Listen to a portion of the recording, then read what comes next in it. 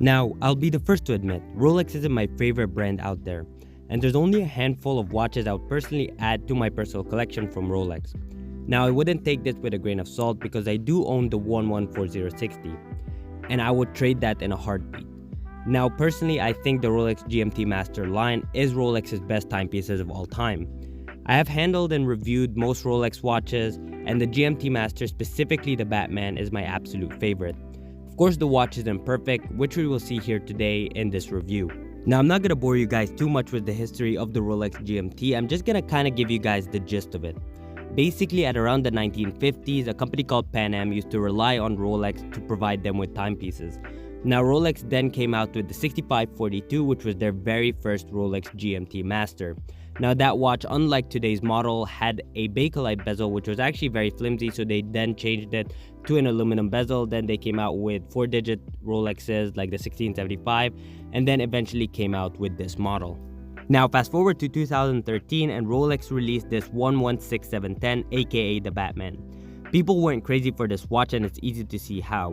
When they mixed that black ceramic bezel with some blue, it's basically a recipe for success, and in my opinion, this is the best looking GMT Master out there. Now, it's very important to note that the 116710 is actually now discontinued. However, they did come out with a new Batman that's called the 126710 that has a different caliber. The older one had the 3186, and then now the newer caliber is the 3285, which has a 70-hour power reserve. Now, another thing that's different about the newer one versus the older one is the newer one has slimmer lugs. Now, that's a positive for a lot of people. Personally, I don't mind it. However, I will say this, with the slimmer lugs, it does look a lot more aesthetically pleasing. Now, the last difference, which isn't really a big deal, but it seems to bother a lot of people, and I'm going to explain why it's not a big deal, is the newer one comes with a Jubilee bracelet and the older one comes with an Oyster bracelet. Now, technically, the first one that came out, the 6542, had an Oyster bracelet, so a lot of people saying that they went back to their roots with the Jubilee bracelet didn't really make any sense. However, you can fit either bracelet with either model, so it doesn't really matter. You just have to go purchase whichever bracelet you want. If you get the newer one, you want the Oyster, it will work either way.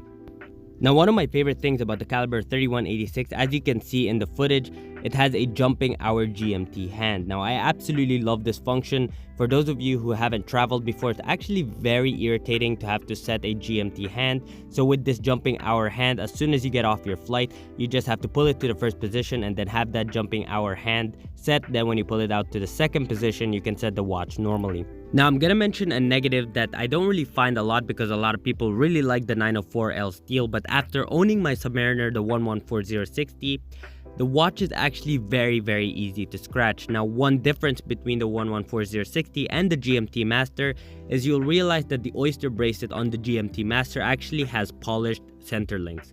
Now, the problem with that is that it's so easy to scratch that if you guys kind of have a problem with having your watch looking new, this bracelet is very easy to scratch, so that's kind of a negative. Personally, I don't really mind it that much, but that's something you might want to note.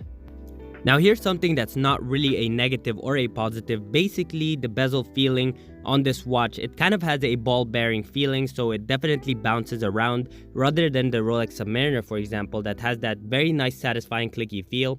However, it is very robust, there's no play, and I really like the way it actually feels, which is something that most people don't care about, but as watch enthusiasts, we tend to care about it a lot. Now, at about 40mm and 12mm thickness, you definitely feel the presence of this watch.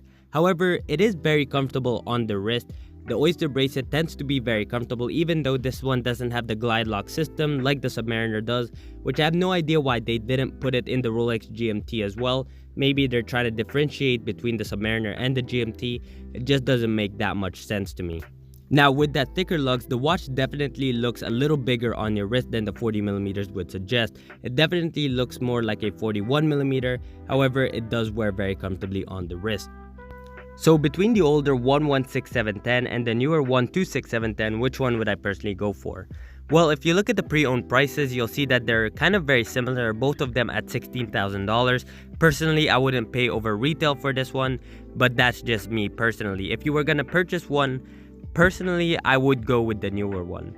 Now, the reason why I go with the newer one is it is technically better with the newer caliber 70-hour power reserve.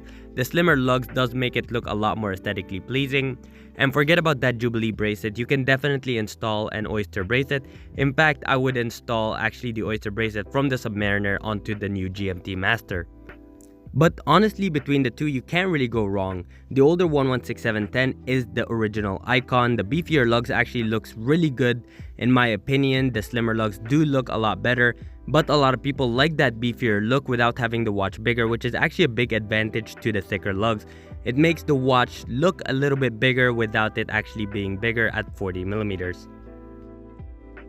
In association with ExquisiteTimepieces.com, I would like to invite you guys to check out their website. They're an authorized dealer for many brands such as Omega, Grand Seiko, Breguet, Blancpain, and many other great brands. They also have an amazing selection of pre-owned watches, so I invite you guys to check them out.